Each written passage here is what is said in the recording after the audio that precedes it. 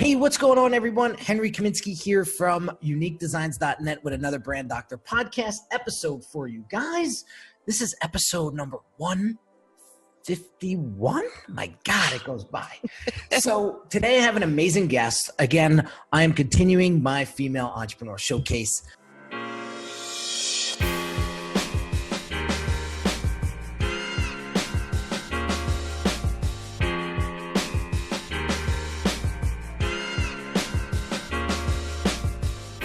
And I know this woman now for close to 2 years, been in Russell Brunson's mastermind group with her and really connected with her on so many different levels.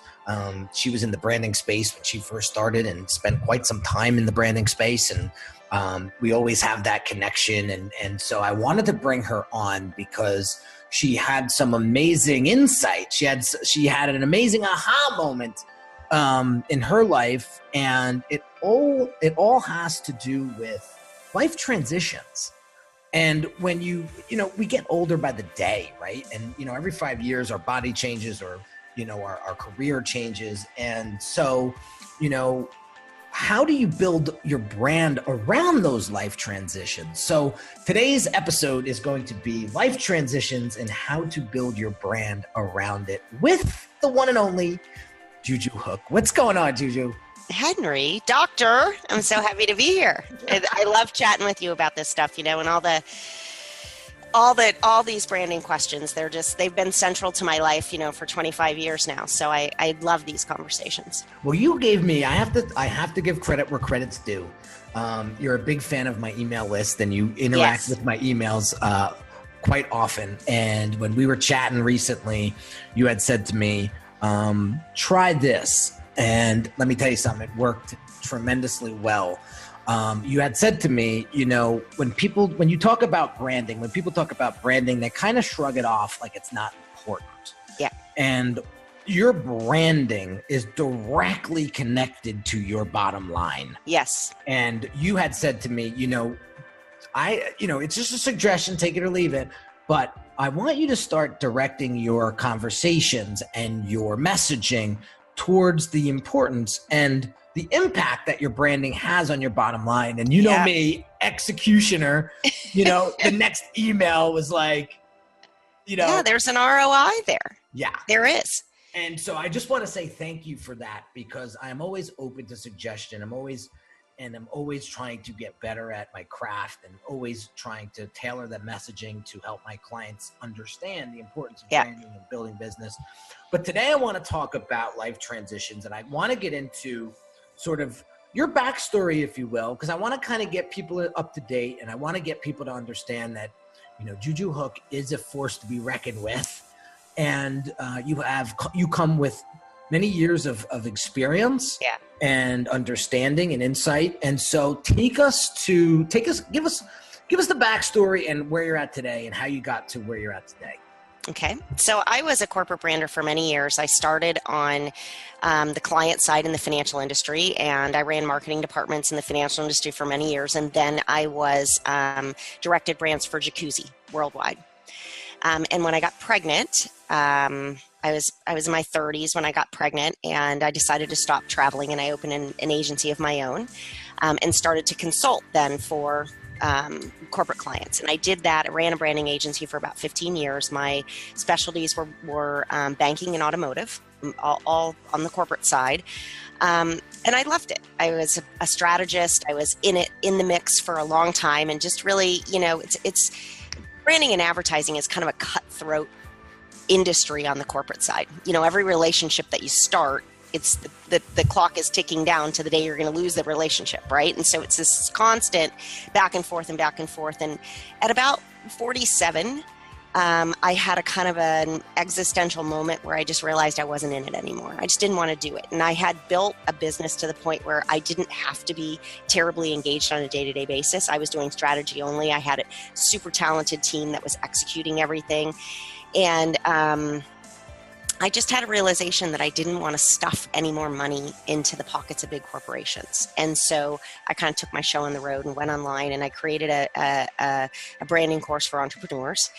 And through the course of coaching these entrepreneurs, I recognized that there were a lot of women who were in my same going through that same transition, that they had reached a point in middle age where, your body starts to change, your kids are getting ready to leave, you're faced with an entirely new situation in life, right, that's about to come, and it's really easy to feel like it's an ending. And during that transition, I realized that I had never really given myself a chance to do what I wanted to do, to be the writer that I wanted to be the creative that I wanted to be. I had always had this kind of shadow career next to the one that I really wanted. And it caused me to break out. And as I started to deal with these women, I recognized that many of them were feeling exactly the way I was, that they were holding back. And a lot of it had to do with the transitions that they were going through or their thoughts about aging. And so it just became a passion project. And so I wrote a book called Hot Flashes, Carpools, and Dirty Martinis. And I created a group for women online called the Primetime Posse, for women who are middle age, and started a coaching practice. And I love it. I've never felt more fulfilled and inspired than I am right now.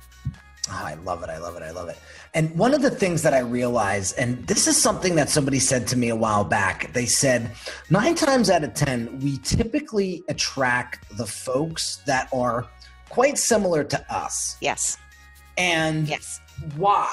And it's so natural to gravitate to somebody who has been there, done that, got the t-shirt, and can help guide us through some of the stuff that maybe we haven't experienced yet. Yes. And I've said this in past episodes where I'm starting to get a lot of designers coming to me now going, listen, man, I'll take you on as a consultant. I just want you to help me navigate through this. Yes, my business. How do I do this? Yes, right? Of course. Yeah. And so I love the fact that you've now niched down and really understood who it is that you truly want to serve and who you enjoy serving. Yes. And now you're that trusted advisor. You're that fiduciary that these women come to for that guidance. I think too, it's so easy to discount the transitions, right? It's so easy to feel like, to get to a point in your life and feel like, gosh, I'm done with this, or I'm not feeling this anymore. And to have it feel like a sense of failure. Right? I walked away from a business that I spent many, many years building because it wasn't fulfilling me anymore. And that was a really risky proposition for me. And you really toe the line of feeling like, oh, I let this go, right? Or that it was this a failure, and your head plays tricks with you. Mm-hmm. And so I think that recognizing that things are a choice, right? And not a surrender, really takes you to the next level. And a lot of the women that I talk to are in the same situation. How do you feel about your marriage, right? I talk to a lot of women who are struggling in their marriages. And the question is, what are you going to choose? What do you want? Right? What do you want? Because so much of the way that your life is lived is based on what you really want, and getting that clarity in your marriage, in the way you're parenting, in your business, in the way you carry yourself through life is really critical to making those choices. I love that you've narrowed it. You've got it down to a mindset. Yes. And understanding that, when you transition from part A of your life to part B of your life, or wherever you are in the alphabet. Yep. That you look at it from a different standpoint versus that like it's being taken away from you. Yes, it's not a loss. The transition doesn't have to be a loss. And it's interesting, you and I have talked about branding so much over the years, but I have branded myself different ways at different phases through my life. So when I was young and I was in the financial industry and I was an employee, when I was an executive, I branded myself as an executive. And when I walked away from that, I had that same feeling that, I'm transitioning out of this executive job. I don't want to be an executive anymore. It was so easy for that to feel like a sense of loss. But when I came out of the chute with my agency, I called my agency The Hook. And my tagline was, sometimes all you need is the right hook, right? And everything that I did was about the hook. It was about bringing people in. It was about, how do you get people to react? How do you get people to respond? And that was the brand that I sat in for so long. And when I decided to transition yet another time, I rebranded myself as Juju. because really it's all about at this phase in my life, it's all about the energy that you bring to the choice. It's all about, what's behind this choice, what's driving you to make this choice, and how do you start again in midlife and feel like you have enough time, and disregard all the messages about, am I irrelevant, and are people still going to listen to me, and all these things, right? Do I still have the power? And for me, that was all about juju. So the rebranding at different phases in my life suits where I'm going. And I think that what's in your headspace in terms of your brand, brands are good for long periods of time, but it's okay to switch them up. And for me, that what's behind it in the transition has really often driven what my brand's about. And I love that, because again, I think if you're not evolving your brand is slowly dying. Mm-hmm. So I totally resonate with what you're saying in regards to just moving it forward and keeping it moving. And being honest about where you're at and what you bring to the table, right? What I bring to the table today is different than what I brought to the table 30 years ago. Yes. And decidedly so. That's a choice that I make. And with every one of those choices, we have to dig deep to find out, how does that choice benefit the people that we're serving, right? How do we serve based on what we know? And how do you communicate in a split second to people what that is? Right. And I think a lot of that is about transition. A lot of it is about recognizing this is what's changing in my life, and how do I make that into a beautiful, powerful thing rather than a feeling of loss. So let's walk through it. Let's let our audience sort of come in, and they get juju for 10 minutes, 15 minutes, however we go, right? Yeah. And walk us through a typical scenario of client comes to you. She's stuck. Yeah. And they typically, I'm sure you've seen a common denominator now of where they typically get bottlenecked. And how do you move them through that bottleneck into, clarity, into process, into, achievement and goal? So very often, people get stuck because they don't give themselves permission to want what they want. So I'm stuck because I want something different than what I have right now, or I'm not happy in this situation. I'm not performing in my business. Every day I'm waking up and I have things to do and I'm not showing up and doing them, right? Or I have a relationship that's, constantly at odds, or I'm not where I want to be with my body, right? I feel sick. I don't feel good. I'm getting older and I'm out of shape, and I want something, but I'm not doing what needs to be done, to have that thing. And the first step is permission. It's okay to want that. It's okay to want that. And we believe, especially middle-aged women, right, believe that everything I do should be for everyone else, right? This is the way that we parent. We've gotten to a point where we've kind of delivered on these things all the time. And now life is transitioning. I want what I want, and I'm afraid to say it out loud. So the first thing I do is talk to women about, what is it that you want? Where are you going with this? What do you want? Where are you going with this conversation? Where are you going with this argument? Where are you going with this, hitting the snooze and laying in bed? What do you want? Where are you going with this? And once women will say out loud, this is what I want, then the question is, what are the obstacles that you're facing in getting it? Right? What's keeping you from having this? And generally, once they admit what they want and what's keeping them from having it, then it's a matter of tools, right? How do I implement these tools on a daily basis to get over this? Is it fear? Is it self-recrimination? Is it the voice in my head that everyone else has? Is it not understanding how to create a proper timeline? Is it, it's for everybody, it's different. Yeah. But the first step is saying out loud what you want, and the second step is saying out loud why you don't have it. Ooh. I like that. You snuck that one in there. Yeah, and we tend to berate ourselves for not having what we want, right? And a wonderful coach who I know that Mandy Keene, she told me once, I think most coaches know that the quality of the questions that we ask, right, is directly related to the quality of the answers that we get. But one of the things that she talked to me so much about is this idea of why, and why questions are they're not helpful.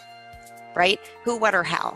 And so often when we ask ourselves, what do we want and why don't I have it? That why question spirals down, right? And the answer to that always is, well, because I'm a loser, because I'm lazy, because da-da-da-da-da-da-da-da. So I try to get women up out of that voice and into the voice that says, who, what, or how am I going to get this? Who, what, or how can I have what I want? And feel good about it. Yeah. Awesome. And when I work with my clients, I go very deep into the why questioning as well, because it's not the surface stuff. Why do you need a logo? Well, because I want this to look this way. Well, why do you want that? Well, because the next thing you know, you realize that, or they come to realize that it may not even be the logo that they need. Yeah. It's something completely different. And that's why it's so important to go 7, 8, 9 layers deep with that why. Yeah. Question. And I see people come, it's interesting because one of the things that I get a lot online, or I see a lot online, is people showing their brand or showing their logos and say, what do you like? Do you like this, this, this, or this? And my question always is, who are you talking to and what are you trying to say? Because A says something totally different than D, right? So what is it that you're trying to say? What do you want? Yeah. Because that's going to dictate what you do, right? I like that. And here's the thing. I've had a very hard time with this in my entrepreneurial career. It was like, I know what I wanted it up here in my head, but I never communicated it.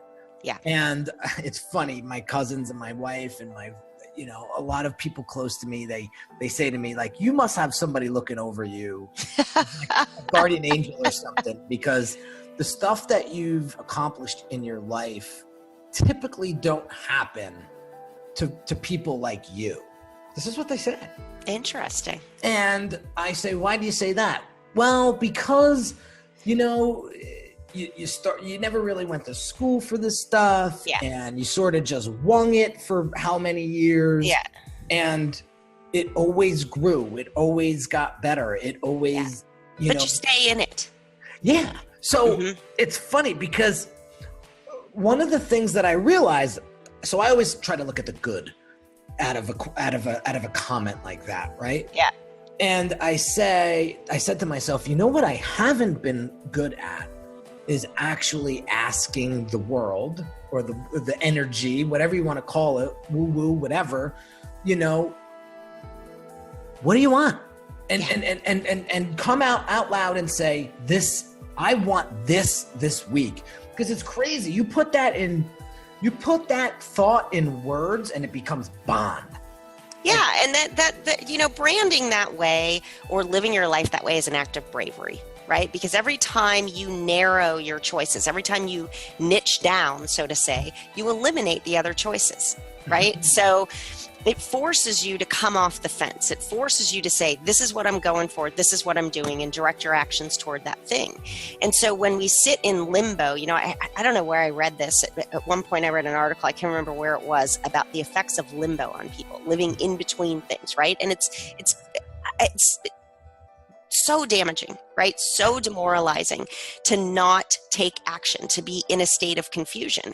But that declaration of what you want, or asking your customer base what they want and then agreeing to provide it, is an act of bravery. Yeah. And we don't give ourselves enough credit for that. We don't give ourselves enough credit for making that choice. And the truth is, if you decide what you want and later you don't want it, you can decide again. I know. You don't have to decide forever. I mean, I've wanted lots of different things over the course of my career and have come out of the chute again and again, rebranded in a way to get what I want. And once it serves its purpose and it's over, then you go for the next thing. And you're not running out of time. It's interesting. I talk to people who have this perception that, that ship has sailed, right? I'm too old for that. Which is just bull. It's just not true. Yeah. And I've lived 50 years of my life, and I've had, for 25 of it, I had a career that was directed in a certain way, and I have no problem thinking that I got another 25 years to direct a whole career. I have no problem imagining being 75 and coaching women. And that mindset that I'm running out of time, or my ship has sailed, or I'm too old for that, or I can't learn that again, or it's too late for me to start, isn't true. it's something that's fed to us that's just simply not based on truth. Right. It's a scarcity mindset, number one. You know, when you think like that, I'll give you a quick story. So I had a cousin come over, it was Sunday or whatever, and I live on a lake, right? So in the backyard, I have a nice lake, and she's looking out the window, and you know, my little boy, he's going to be 8 months soon. Yeah. And she looks at me, and she's got a 7-year-old. She looks at me and she goes, they call me Junior. That's my nickname. She goes, Junior, aren't you afraid of the lake in the backyard? Oh, yeah. And I was like, no, because my boy is going to learn how to swim probably before he knows how to walk. Right? Take care of it. You got to take care of it. Way different mindset, right? Yeah. And I said, but you know what? If I was afraid of the lake in the backyard, I could bet you $100,000 today that Dante would drown in that lake at one point in his life. Because you would live around that truth. Yeah. Yeah. They say, I was reading in this book that if you haven't gotten this book, one of my podcast guests, Tanya, oh my God, what a beautiful soul. But we got into this little woo-woo conversation. She was like, I got to send you this book. So she literally sent me this little care package with this book, and it's called The 4 Agreements. Yes, it's a beautiful book, isn't it? Yes. I almost read it in one shot last night. I got the book yesterday. And in the book, it says, if you know somebody who smokes and you constantly tell them that they're going to get cancer by smoking, within a year, they'll have cancer. Because you put it out in the universe. Yes. You know, it's interesting. My husband, we have a kind of a practice every year, a tradition every year, that right after New Year, we take 3 weeks and decide who we're going to be that year, right? Kind of like, who do you want to be when you grow up? And so every year we're someone new. So I've been a yoga teacher. I've been certified as a health coach. I've done the half marathon, Triple Crown. My husband's an Ironman, right? We've, like about the 20th of December or January, we'll go, oh, I'm going to be blah, blah, blah this year.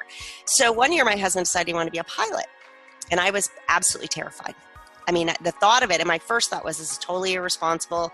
You're bringing all kinds of danger onto our family. You know, why would you want to do this? And he basically said to me, hey, listen, and I got a flight following program where I was tracking him while he was in training and all this stuff. And he said, hey, listen, you're putting all this stuff out into the universe. This is all you. This is all the energy that you're generating. I'm going to do this regardless. So you have to decide. You know, I'm a grown man, right? This is my choice. You have to decide, are you going to support me? And are you going to flip the switch on the way that you're dealing with this? Or are you going to put all this negative crap out into the world? Mm-hmm. And it was an immediate switch for me. You know, I wasn't waiting for something bad to happen. I let it go, right? He's in control. He's doing his own thing. I love him. You know, and now I fly on the plane with him, and, you know, it's totally changed our life. I bet. But it really was that discussion. You know, what are you putting out to the universe? Why are you seeing this way? And a lot of that voice, or that stuff that we buy into, that's a collective voice. You know, that's one of the things that I tell the women that I coach. That's this voice in your head is not you. It's the resistance, right? It's not you. It's the same voice I have in my head. It's the same voice everyone has in their head about fear, about change. And it's the part of you that's kind of dying off, right? That's screaming out, don't do it, don't move forward, don't try. And if you just recognize what it is, you know, and acknowledge it, right? Don't push it away, but acknowledge it, give it some space, and just say, hey, listen, I get that, but you're not driving the car, right? I need to do this. I trust myself. I'm moving forward. Mm. It'll go away. So yes, absolutely. And to get back to the topic of conversation, which we haven't really left, but it's embracing. What I'm hearing is, when you embrace the life transitions, yes, as you're going through life, instead of worrying about them. Yes, choose how you're going to handle them. That's choose right. How you're going to handle the transition. How am I going to mark this transition? I just moved my mom into my house because she's been diagnosed with cancer. And we talked. I have an amazing relationship with my mom. This is a real transition for me to watch her age, to see her be ill. And we had a choice that we would do it as mother and daughter, and that every night we would each journal about it. so that we could create something for mothers and daughters who are going through this. And so it's just a choice about how am I going to manage this transition? How am I going to go through this? How am I going to see it? How am I going to react to it? How am I going to behave? What do I want? And how do I get it? You know, it's funny. I love how present you are. Like, I don't know if anybody ever told you this, but I when I hang out with you, I never met someone who is so damn present, like in the moment, like not worrying about tomorrow, not necessarily worrying about what happened yesterday, but like for you to go through this experience with mom and for you to immediately think of this concept of documenting it and so that you can help other people, that to me is self-awareness at the nth degree. Like, you know, and I feel like so many of us, when we're going through life, we're either looking behind us saying, oh, well, I'll never do that because, you know, that happened to me in fifth grade. I talked about it today in an email. I had a teacher that said to me, or wrote on every, I saw that. You know, we got 4 report cards. Yeah. You know, you get 4 report cards a year. And this one teacher said to me, all 4 report cards, well, said to my parents and on that I could not comprehend my reading. My reading comprehension was extremely poor. And I'll never forget it. I remember seeing it over and over and over again. And would you know that from that point, I didn't read a book for 20 years. Mm-hmm. And to do the book reports, it was like pulling teeth. My father had to put a gun to my head. No, not literally. Yeah. But to get me to do my book reports and all that, I did not read, honest to God, Juju, until I was about 30, 31 years old, when I realized that like knowledge was truly power. And a lot of the successful entrepreneurs that I started to really focus on and pay attention to, how much they read. Yeah. And it wasn't until I said to myself, this is bullshit. I could read this book from cover to cover in one sitting and obtain all of the information inside it and retain it. Yeah. And the minute I switched and said and believed that, I read 2 books a freaking week now. Yeah, and I think, you know, one of the things that people forget about being present or don't realize about being present is that it's always safe in this moment. Right. So I can go off and worry about what's going to happen to my mom, or I can lament the fact that we haven't spent enough time together in life. But in this moment right here, we're safe, right? I can manage and control this moment. So if I stay in it, or if I remind myself of that, when everything that I worry about in the future is imagination. It's not real. Yes. And everything that I have from my past, I've supplemented information there, right? I've built all these stories, and I struggle with them too. I mean, I have the same voice in my head that everyone else has, but in this moment, I'm safe. And so, the question for me as I go through this is, how do I honor my mom, right? How do I hear her? How do I listen to her? How do I create a situation so that later I'm not sorry about the way I dealt with this now, right here in this moment? And so, you know, as we talked about it, I know that she felt, as I moved her into the house, the question was, you know, how do we make this transition, Mom, so that you feel good, right? So you don't lose your independence, so you don't feel uncomfortable in my home. She was worried about my marriage. How's this going to affect your marriage, right? And she's worried about being sick and having somebody take care of her, and she's fiercely independent. And so the question is, how do we do this right now so that we both get what we want, maintain what we want, right? And honor each other. And so the idea of the story and all of that came out of that. And I know that there's a lot of women who feel that way. How do I work through this transition? And you're right, staying in the now, being present to this moment. How does this feel? What do I want? It does make all the difference in the world. And the outcomes are different then. Yeah, I love it. So recap, how do we embrace the transition and how do we build brand around it?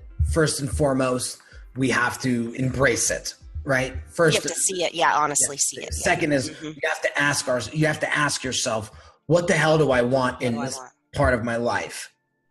Third, what do we do? What do we do? And and in terms of brand, how do I articulate it? Yes. Right. So, and articulation in a brand is huge because you have all these visual images and you have, all of these ways that you're showing up, and you have to find a way again and again to articulate, this is what I want, and this is how I'm going to help you get what you want. And be super clear. Yeah. And be super clear, like detailed. It's funny when I go through discovery sessions with my clients and I ask them, all right, who's your target audience? Well, women between ages of 20. No. We're not playing that game. That's not what you paid $5,000 for. You could go download a spreadsheet for that. I'm talking about what's his name, what's her name, how old is she, where does she live, what car does she drive, what does she drink on Tuesdays? Yep. Right? That's what I'm talking about. And so when you ask yourself, what do you want? You got to ask yourself, what do you want? How am I going to get it? And how long is it going to take me to get? And I want to get it by X date. That's going to get you where you want to be a hell of a lot faster than this. I want to be a better mom. Oh, how much more abstract and vague can you be?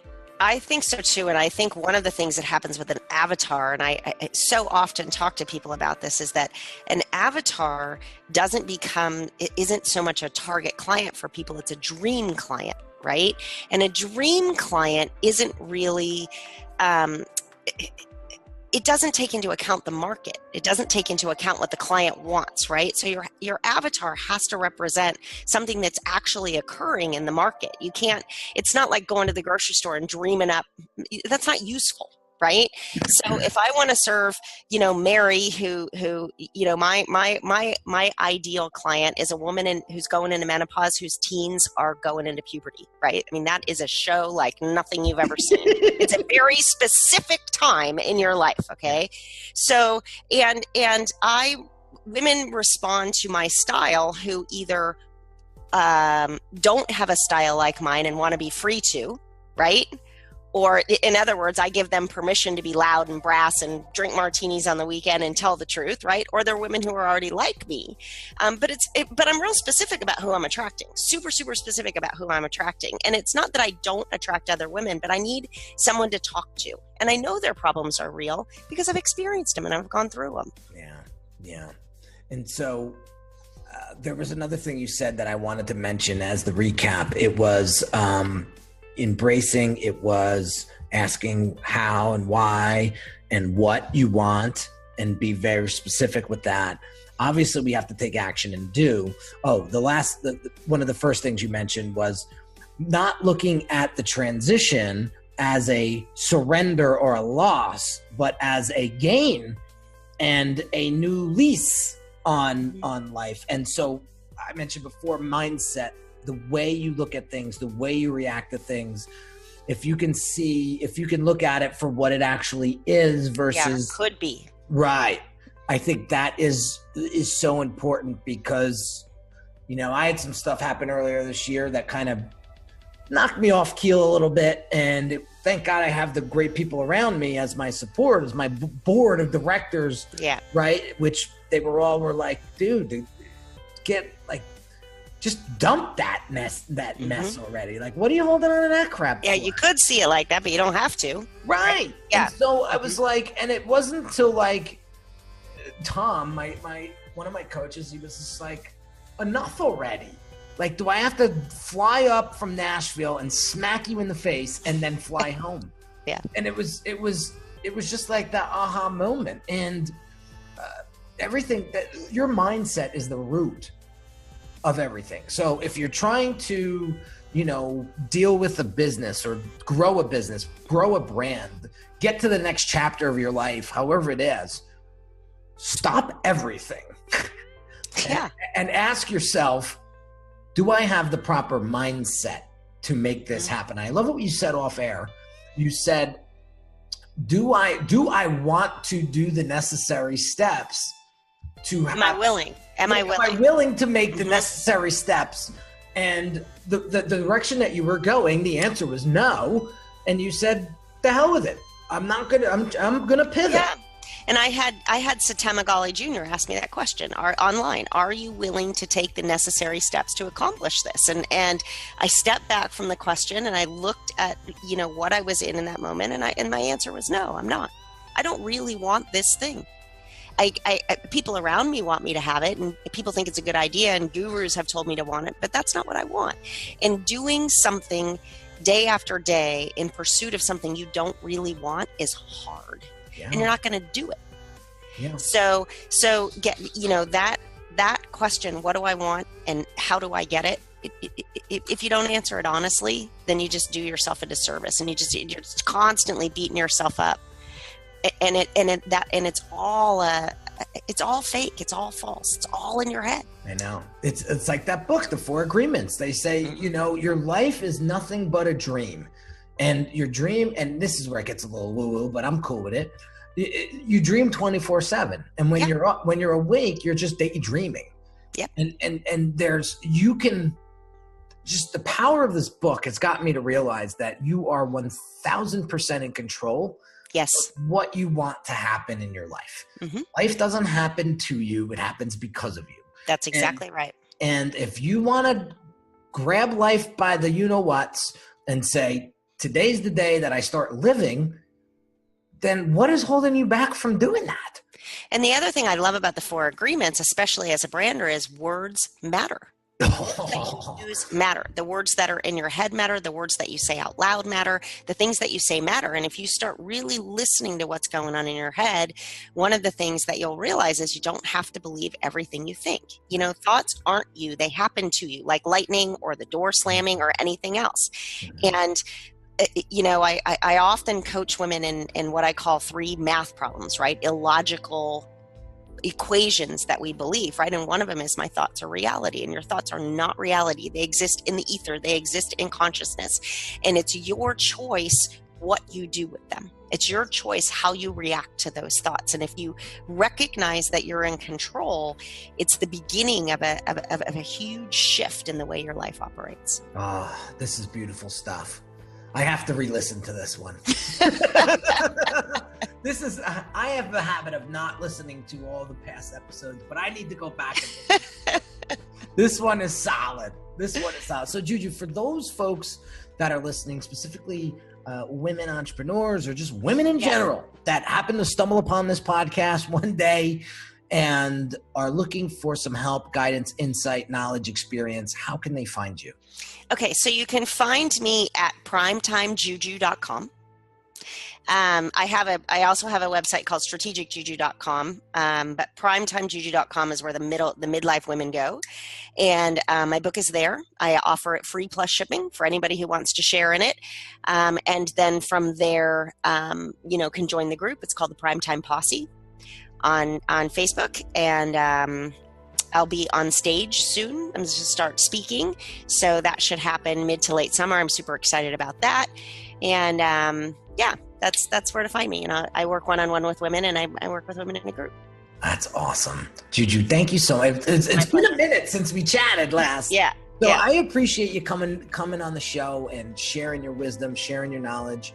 And I'm forever grateful for you and all of the advice you've given me and suggestions you've given me in branding and positioning my messaging and all that stuff. You're awesome. The doctor is in. I love it. I love the brand. And it's so funny because the brand doctor's really starting to kick in. Yeah, it's a great brand. Yeah. Especially with family. They're like, what's the doc's prescribing today? My sister-in-law jobs all the time. But, I laugh because I say, it's working. Yeah, it's working because you know what you want. If you want people to perceive you as an expert and come to you for advice, what better to be than a doctor, right? That's the way to go. It's perfect. It's so funny. I was in the cafe in town and I became really friendly with the owner, and I walked in and he goes, the doctor's in the house. The doctor's in, yeah. He looked at me, I was just like, right? And it was just so funny. But anyway. I love watching you grow. It's really, really great to watch your trajectory. So. Oh, thank you. Well, I appreciate it. Well, real quick, guys, before we jet, I just want to share a couple of things with you. If you haven't shared this podcast yet with a friend or a colleague and you think you can get some value out of it, please do. And I thank you in advance for that upfront. And I will continue to bring you as much heat and value and guidance I possibly can with excellent guests like Juju and myself with future episodes. And if you ever have a topic of conversation that you want me to address, or you ever want to be part of the show, give me a shout. You know how to get me on social media. I'm there 24/7. So shoot me a DM, PM, email, whatever you got to do. Send smoke signals. I'll reply back to you, and we'll see what we can do to help you take your business and brand to the next level. So have an awesome day, guys, and I will catch you on the next episode.